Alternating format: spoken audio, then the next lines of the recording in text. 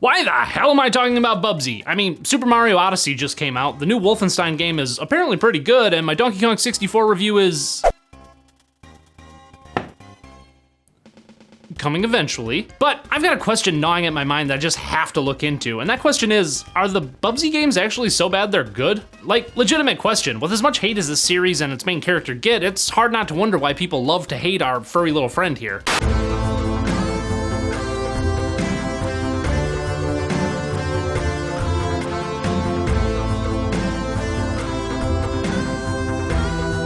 And here's the thing, I've been guilty of this Bubsy hate myself, even though I've always sort of been intrigued by the series and Bubsy as a character. I guess I sort of feel bad that I've never really given these games a fair shake and have only ever played them to confirm the outlook of others rather than formulating my own opinions. So I'm gonna be taking a look at all 5 games in the series from its very first outing to the newly released reboot in hopes of answering that burning question. Do I expect to find that these games are actually good and that they've just been given an unjust reputation over the years? No, these games are bad, no doubt about it, but I am going to be looking at this series in a historical context, as well as through the lens of wanting to understand and try to piece together what went wrong. So with that little prologue out of the way, let's dive in and see if we can answer the question of, is Bubsy so bad it's good?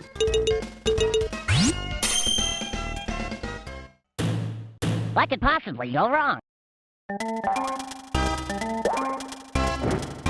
Come on, you know you love him. Look at that face. Love him. This is more or less what I imagine the marketing strategy for our ill-fated little friend here was. After the success that Sega had with Sonic the Hedgehog and creating a multimedia sensation seemingly overnight, other developers and publishers reared their ugly heads and took notice. One of these developers was Accolade, a company known primarily at the time for adventure games and sports titles. Accolade, together with lead developer Michael Berlin, reasoned that they had figured out Sega's formula for success and sought to carve out a piece for themselves. Oh, so this Sonic character is an animal with some toot and he runs around and jumps on things, and he also has cartoons and comics and merchandise and dollar signs. And so in May of 1993, Bubsy and Claws Encounters of the Furred Kind released on both the Super Nintendo and Sega Genesis, and there was much rejoicing.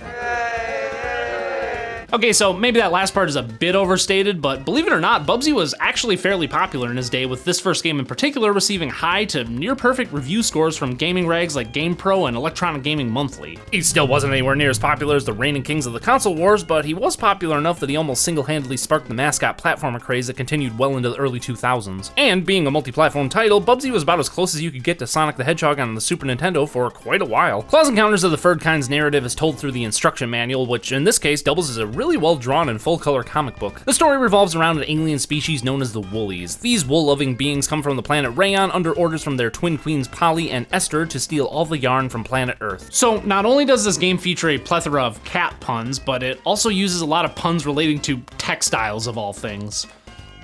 I can honestly say I've never seen that in a video game. The Bubster here, of course, has the world's largest collection of yarn, you know, because kitty cat, so now it's up to him to stop the Woolies and save the world from, living without yarn for a while, I guess. Let's be honest, that's a pretty unique setup, and including a full-color comic with every copy of the game was a really nice touch. So, how does the gameplay hold up after all these years?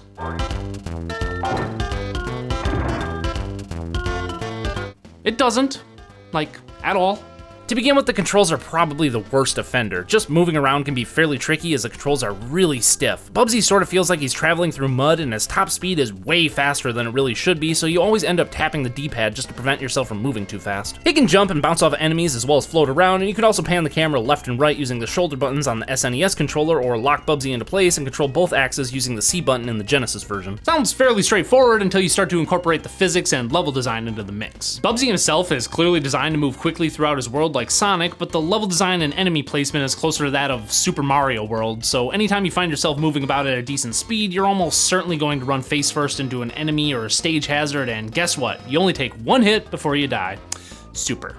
Bubsy's sprite is also pretty damn large for a platformer, taking up a good percentage of the screen, so basically you have to have superhuman reflexes in order to react to anything. I imagine this is why the player was given so much control over the camera in the first place, seeing as this is a feature that just isn't found in a lot of games of the era. By panning the camera left and right, you can scout ahead and plan out your movements before running in blindly at blistering speed. Hell, the tutorial that plays at the start of the game even recommends that you take your time and use the camera controls often. So ultimately, we're left with a game that can't decide whether it wants to be a precision platformer a la Mario or a speedy romp like Sonic, creating this sort of weird weird mix of the two that never actually coalesces. These issues are compounded even further when you take the game's wonky physics into account. Running at top speed and then jumping always keeps your momentum going, even if you decide to change directions mid-jump or wish to cancel your movement. You aren't exactly locked into a jump arc like in Castlevania or Ghosts and Goblins, but you still have very little control over how you land. In Mario and Sonic, you can correct your trajectory and even turn around to some degree in mid-air if you change your mind mid-jump or need to land on a platform that was closer than you first thought. Bubsy can do this to a certain extent, but for the most part, once you make a jump, you're stuck with it, and in the cases where you may need to turn around, Bubsy will head in the opposite direction briefly before gradually being pulled back in the direction you were heading when you first left the ground. This has the effect of making the movement feel like you're being blown backwards by the wind or being pulled by some off-screen magnet. It's really hard to describe, but anyone who's played this game knows exactly what I'm talking about. To be fair, you do have more control over your landing when gliding, but your speed of descent is almost identical to that of falling normally, so most of the time I just find myself using the glide ability at the last second to avoid dying from fall damage. Oh yeah, and there's fall damage in this game. Because of course there is. But I've gotta say, as bad as this game is, I can see what the developers are trying to accomplish, and it's clear that, for all its faults, Michael Berlin and his team put a lot of time and effort into making this the best platformer they could with the talent and resources available to them. For one thing, the developers seem to have recognized some of the faults with their game and tried to correct them. As Bubsy picks up speed, the camera will offset itself to give you a greater view of what's ahead, giving you more time to react to oncoming obstacles or enemies. And off the top of my head, Sonic CD is the only game I can think of prior to Bubsy that even attempted to implement this visual mechanic. It doesn't work very well in Bubsy, as you need to reach top speed before the camera even starts to move, and once it does, it offsets way too fast, adjusting in this sort of jerky motion, like the cameraman had a muscle spasm or something. Then of course, when you stop moving, the camera snaps right back to its center position using the same jerky motion. And because most of the time you don't want to move at top speed due to the increased risk of dying, you're constantly going to be deliberately slowing yourself down, creating the same jerky movement in Bubsy's position as well as that of the camera, which kinda makes me sick. And that's a bit of a shame too, because this game actually has a decent look to it. The backgrounds, while simple, are very pretty, and each environment has a nice cartoony look to them that fills the screen with color. Most of the enemies are variations on the Woolies that I mentioned earlier, which truthfully really have a boring character design to them. Though thankfully there are a few other enemies and stage gimmicks in the game that are a bit more interesting, like the sand shark things and whoa, hey, you okay there? You ain't looking so good. The music's also pretty good, though not great, but it gets the job done, and there are a few tracks that are actually fairly catchy.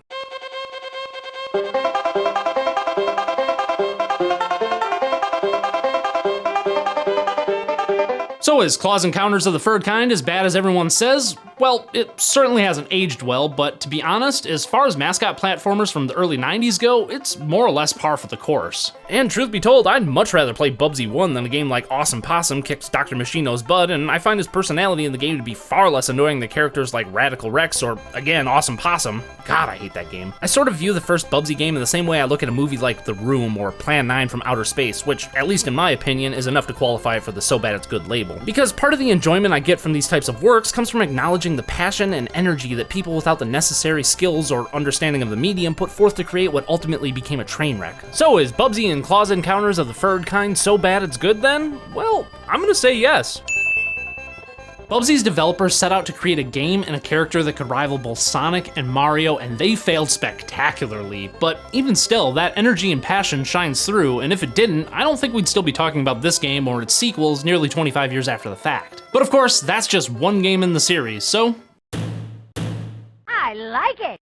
Released about a year and a half after the first game, and without Bubsy's creator Michael Berlin at the helm, Bubsy 2 follows the story of our annoying bobcat friend as he travels to a theme park called the Amazatorium with his niece, nephew, and reluctant sidekick Arnold the Armadillo. However, unbeknownst to them, the villain, Oinker P. Ham, has used a machine to erase parts of history in order to put them on display and charge admission. Okay. Like the first game, the story is set up using a full-color comic book built into the game's instruction manual, and for all the faults the series has, you at least have to admire their presentation. Hell, nowadays you're lucky if you even get an instruction manual with your games, and back then they were just handing out full-color comics at no extra charge. Damn. Anyway, Bubsy's niece and nephew rush in due to their excitement, and Bubsy, realizing that they've taken their lunch with them, rushes in to get some potato salad. Yep. Not quite as heroic as stopping an alien race from stealing all the yarn on the planet, but potato salad's good. I like potato salad.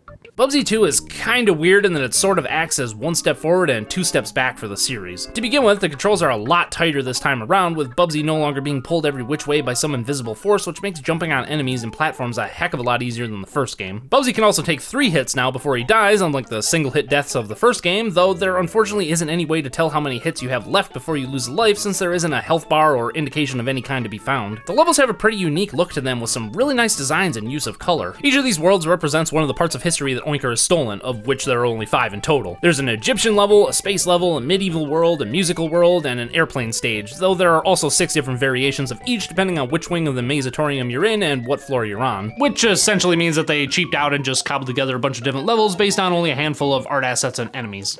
Super. Each of these stages is actually pretty cool, at least visually, featuring a lot of detailed backgrounds and sprite art, and whoever came up with the art direction for this game really wanted to make something that stood out. Every enemy, stage hazard, and platform is designed to fit with this overall theme of the level, but each comes across as a sort of bastardization of surrealist aesthetics.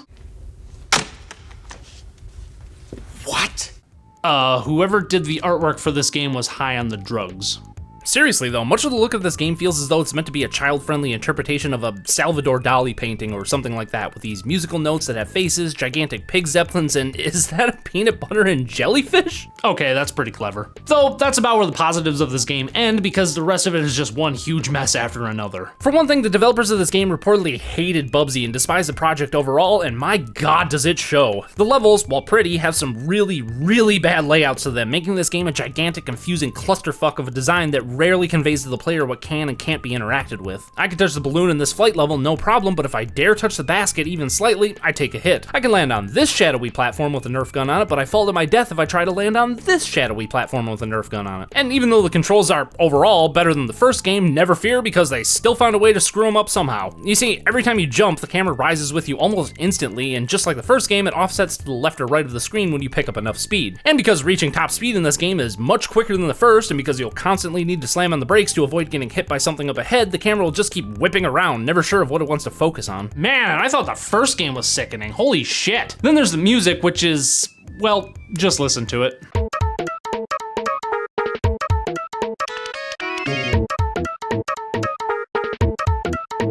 What the hell is even going on? Most of the time, the music will just be random noises and pieces of melodies smashed together while continually changing tempo and time signature. Like, I'm all for avant-garde music and all, but Jesus Christ. The strange visuals, camera movements, and sound design make this feel less like a video game and more like a fever dream, not to mention the way in which the game is constructed overall into this East Wing, West Wing floors 1, 2, and 3 manner is so confusing that even after playing it for several hours, I still don't fully understand it. Like the first game, Bubsy 2 was released on both the Sega Genesis and Super Nintendo, but unlike the first, there was also a port of it for the Game Boy.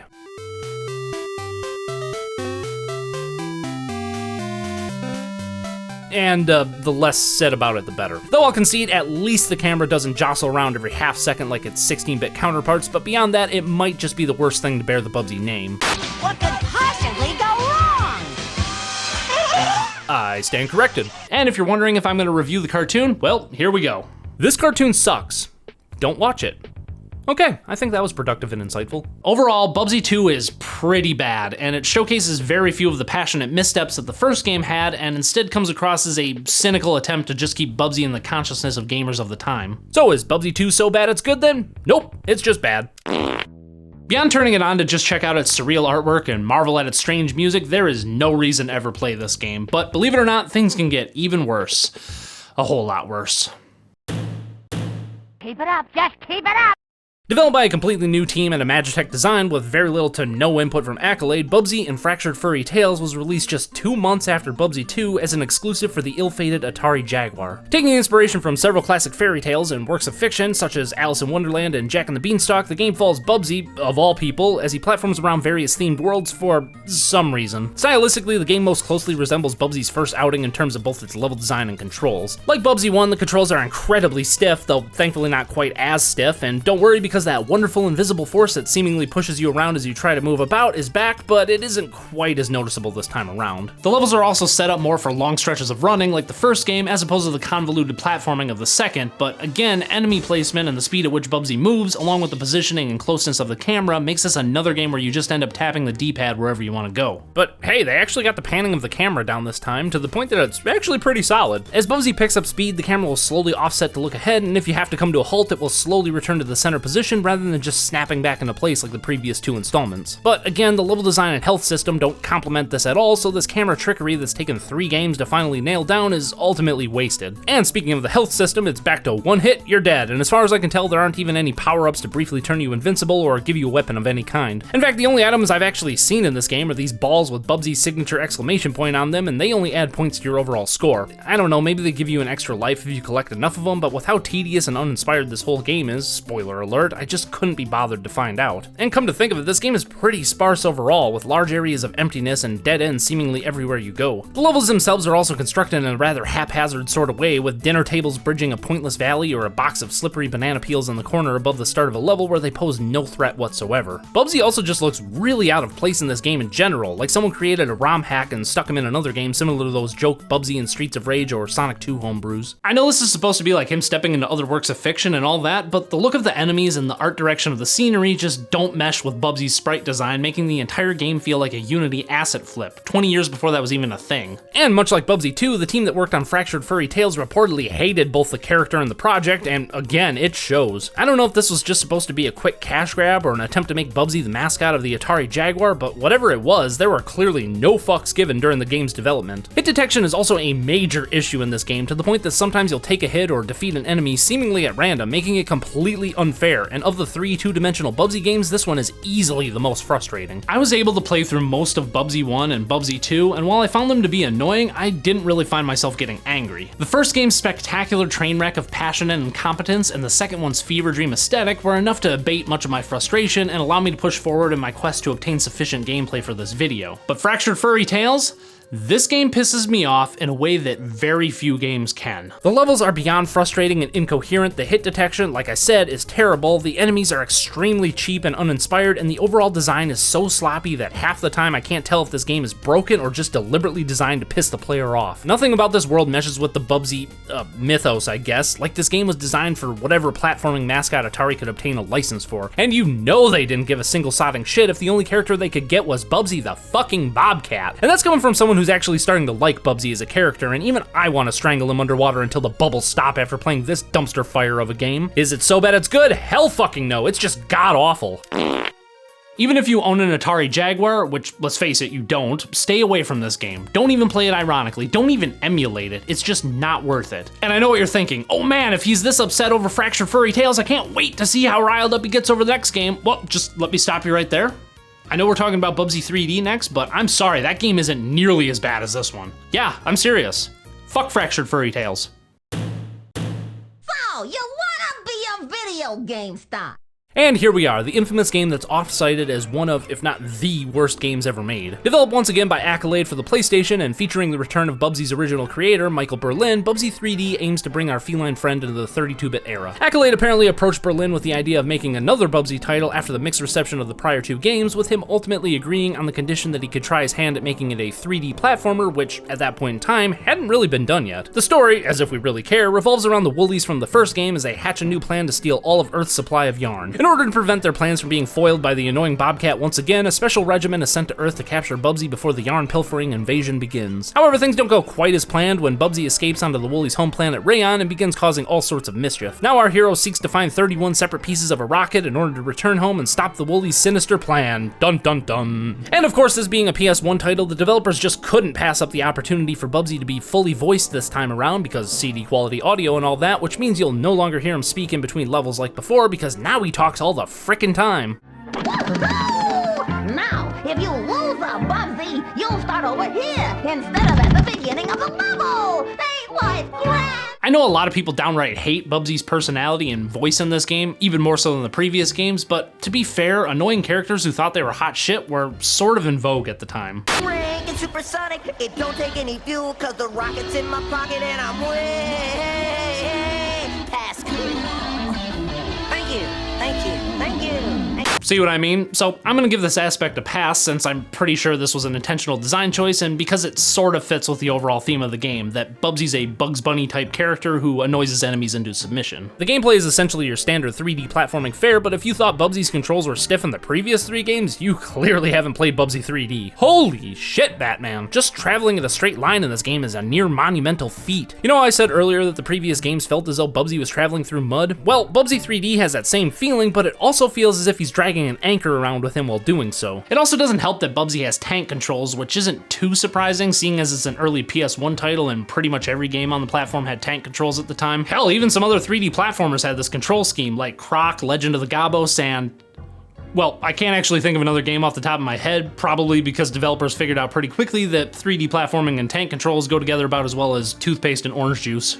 Then of course there's the visual direction of this game that, well, it's not good, but to be honest, I don't really think it's as bad as everyone says it is. It's simple, that's for sure, with platforms literally being just textureless platforms hovering in space without any real context or meaning behind them, but seeing as this is supposed to be an alien world and all that, I think the strange look fits the narrative fairly well. Don't get me wrong, I certainly would have preferred a more inspired aesthetic, because right now everything sort of looks like a minimalistic alpha build used to test mechanics or fine-tune the movement of the character, but nope, this is the finished game. But here's the thing, when people criticize the look of this game, they only ever seem to base it off of the first level, which really isn't fair because the game does get at least a little more visually interesting as the levels go on. Hell, I'd argue that most critics of the game haven't actually played more than just a level or two to begin with, and as such aren't really giving it a fair shake, just simply regurgitating what dozens of others have said before, but in their own voice and style. And yeah, I understand why. This is indeed a bad game, and I'm not going to pretend that it's not just to play contrarian to every other YouTuber and game reviewer out there, but I am going to try to set the negatives aside to focus on the things that Bubsy 3D does well, or at least attempts to do well. To begin with, try to imagine what the gaming scene was like when Bubsy 3D first came out. This was a time when games were just starting to make the transition into 3 dimensions, and while the technology may have been ready to make this new era of design a reality, no one really knew how the hell to make a game that functioned properly in 3D space yet because very few games had even tried. And those that had were either relatively obscure, typically being delegated to expensive PC rigs, and usually had some gimmick to them that helped mask the awkwardness of their core mechanics. So Accolade, of all companies, were very much navigating uncharted waters when they set out to bring Bubsy into the new world of 3D. And while it's easy to criticize this game 20 years after its release, I think it's important to acknowledge the new ground it was breaking, even if it did fall flat on its face while doing so. The team at Accolade set out to make something fresh and new and innovative, and they failed miserably. Of course, it also didn't help that Nintendo beat them and plenty of others to the punch with Mario 64. Though, think of it like this. Super Mario 64 was developed by a much larger company alongside the development of a console that was roughly twice as powerful as the PS1 that also featured a fancy new thing called an analog thumbstick that was specifically designed to accommodate moving about in 3D space,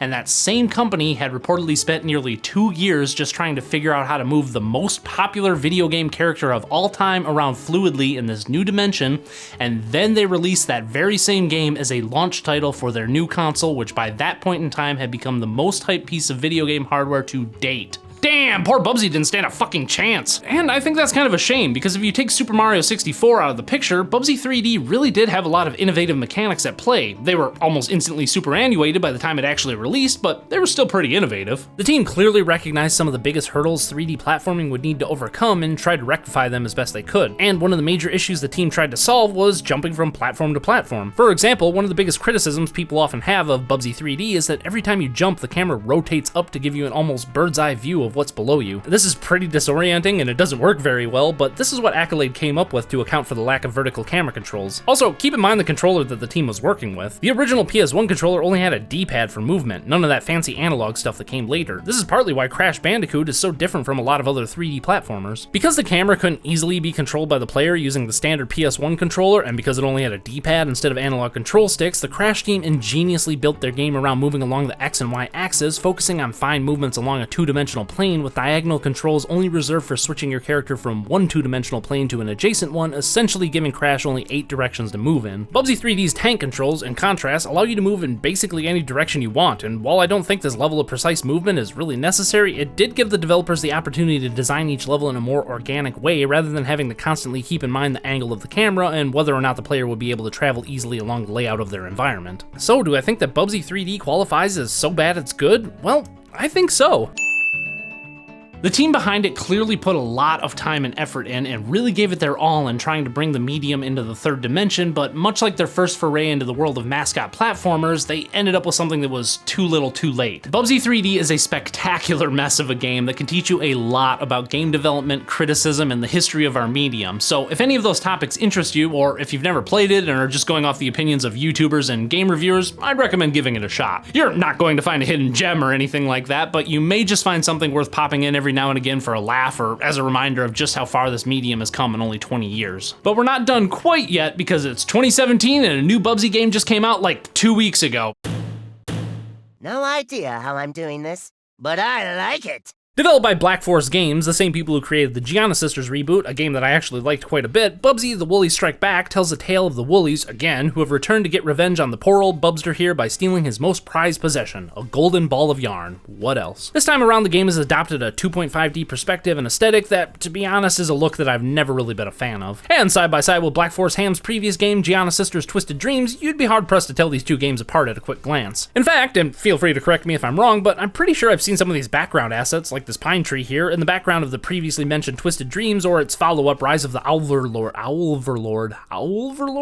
The controls this time around are actually pretty good, featuring none of that muddy stiffness that typified the 2D Bubsy games while also improving the jump and fall controls as well. However, what hasn't changed much is the ease of jumping on enemies. There's no way around it. The combat in this game, one of the biggest things I was hoping they'd fix, is mediocre at best, and so is the rest of the game if I'm being honest. The level design incorporates many sections of enemy hopping, a la Super Mario World or the homing attack sections of Boost-era Sonic games, yet Bubsy has neither the tight controls of Mario nor the precise homing of Sonic to use to his advantage, making the combat feel really loose compared to the rest of the control scheme. Jumping on one enemy is hard enough, but jumping on a series in quick succession is more or less asking for a frustrating slap to the face. Things get a little easier when you glide into an enemy, but only slightly. Ultimately, there still isn't enough precision in Bubsy's controls to give you the proper player feedback a game like this really needs. Though to help offset this issue, Bubsy does have an actual attack this time around in the form of the new Pounce ability, which launches him forward, taking out any enemies or obstacles in his way. However, this maneuver travels in an arc that, more often than not, ends up shooting you over an enemy rather than hitting them. Wouldn't it make more sense to have Bubsy jump straight ahead,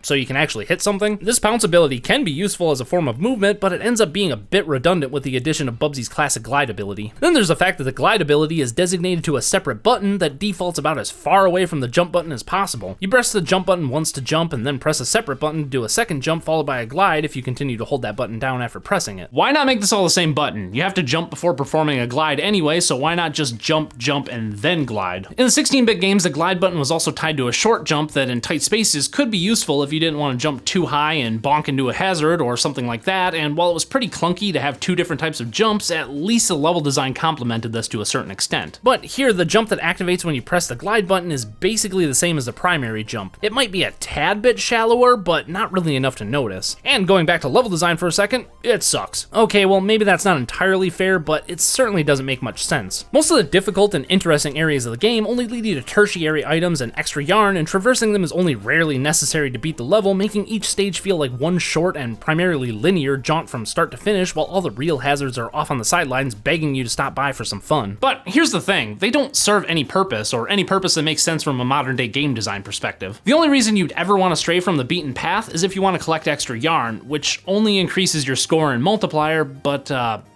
why would you want to? It's 2017, for Christ's sakes. Yes, that's a current year argument, and newsflash, no one's wanted to play a game with the goal of achieving a high score for like 30 years. And unless you have OCD and feel the need to collect every shiny object you see or check off the rather rote and uninspired level challenges, you're just going to plow through this entire game and beat it in like an hour without really feeling any sense of accomplishment. Now, don't get me wrong, I'm not knocking the game for being short, far from it in fact. Hell, Little Nightmares is like 2 hours long, and it's one of only 6 games I've given a 5-star rating to since starting this channel. But Bubsy, the Woolies Strike Back, doesn't fill its hour-ish of content with anything of substance unless you deliberately slow yourself down to collect everything, but again, why would you want to? There are a few bosses to spice things up a bit, but all 3 of them are more or less a variation on the same concept, and a lot of the time they'll utilize attacks that you'll either have to get lucky or predict ahead of time in order to dodge. And just like the first and third games, you die in only a single hit, though you can pick up a shield in the form of a black t-shirt. Checkpoints are also pretty plentiful, sometimes too plentiful, so you won't have to start the level over unless you lose all of your lives, which probably won't happen anyway because this is a really easy game. game. The camera's also been zoomed way out compared to all the other Bubsy games, meaning that you can actually see what the hell's going on, and there isn't any special camera trickery this time around either, which is a more than welcome change in my book. Bubsy's annoying nature has also been toned down quite a bit in this outing too. He still jabbers on, and unfortunately he only has like 10 lines, so he ends up repeating himself fairly often, but you can turn off his dialogue completely in the options if you want. But honestly, I'm not really seeing what the intent of this game was. I was actually a little bit excited to hear that there was a new Bubsy game coming out, simply because I thought it'd be a good opportunity to revitalize the character, and I thought Black Forest Games would be the perfect studio to do this, seeing as they managed to bring Gianna Sisters back from the depths of obscurity. But this game is just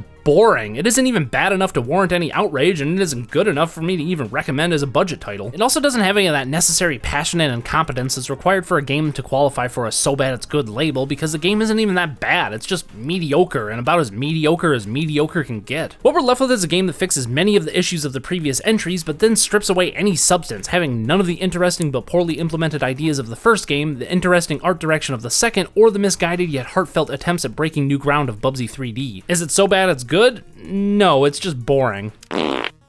Bubsy, the Woolies Strike Back isn't a terrible game in the traditional sense, but it is a game that misses the mark of competent game design on a fundamental level. Nothing here is particularly anger-inducing, but there's very little to incentivize the player to seek out interesting areas of the game. The controls are solid, but the level design is boring, while the play for points aspect feels tacked on and wouldn't even pass in the days where this style of play was standard. Black Forest Games and the newly formed Accolade had an opportunity to reboot one of the most maligned series in the history of video games, and they ended up giving us something so mediocre that it's barely worth even talking about. 2 stars and a huge meh from me.